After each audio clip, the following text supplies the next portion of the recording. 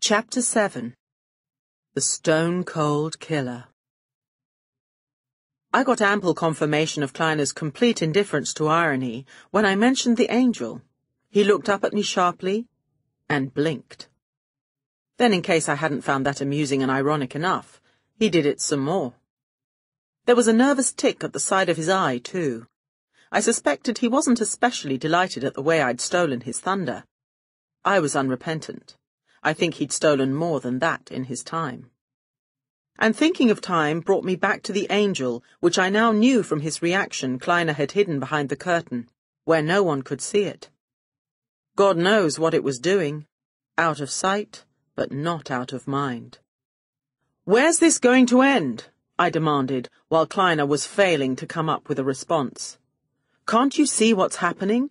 The process is speeding up. It's taking more energy as it gets stronger, and the stronger the angel gets, the more energy it takes, which accelerates things still further.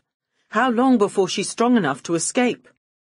"You know nothing," Kleiner spat, and I used the word accurately.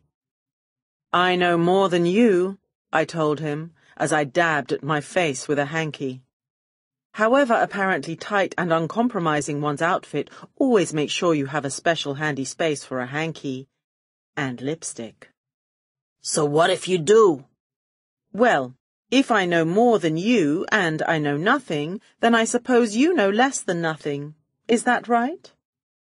He didn't seem very interested in the mathematics of it. Instead, he wobbled over to the curtain and yanked it aside.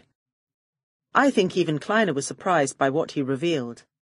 The angel was leaning forward, its chipped wings swept back as if it was moving at incredible speed, its gnarled, clawed hands stretched out in front like the talons of an eagle reaching for its prey.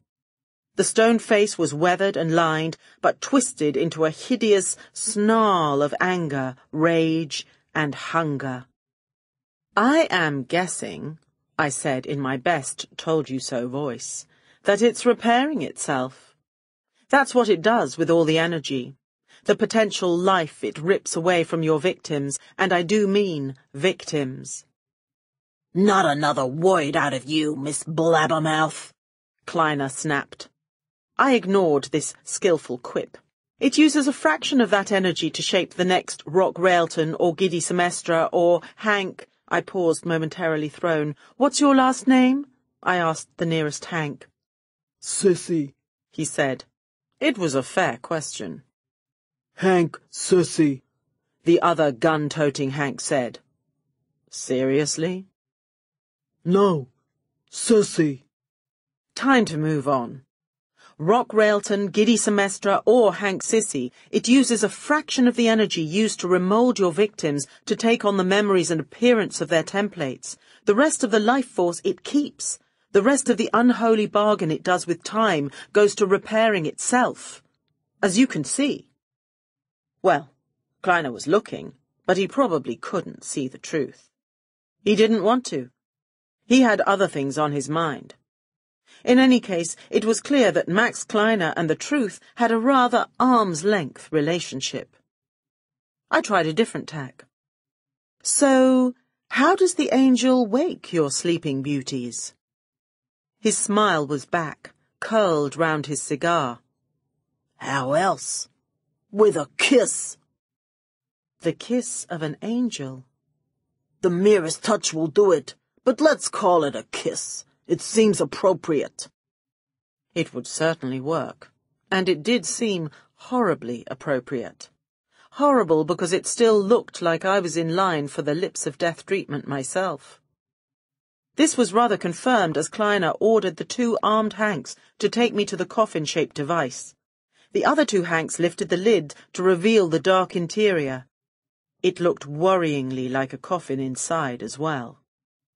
Sure enough, the two armed Hanks tucked their pistols away inside their jacket/blazer and each grabbed one of my arms. I was lifted from the ground and marched across to the tank, which was bad news for me. The bad news for them was that, with my feet now off the ground, I could twist my legs enough to kick out. In a dazzlingly elegant display of athletic symmetry, I inserted one high heel into the most tender area within reach on each of my escorts. They both yelled and doubled over, and each let go of me at the same moment, evidently having a similar interest in the symmetry of things. All of which left me free to get my high heels back under the rest of me and make a rapid exit. My feet clacked on the hard floor like a frantic telegraph operator.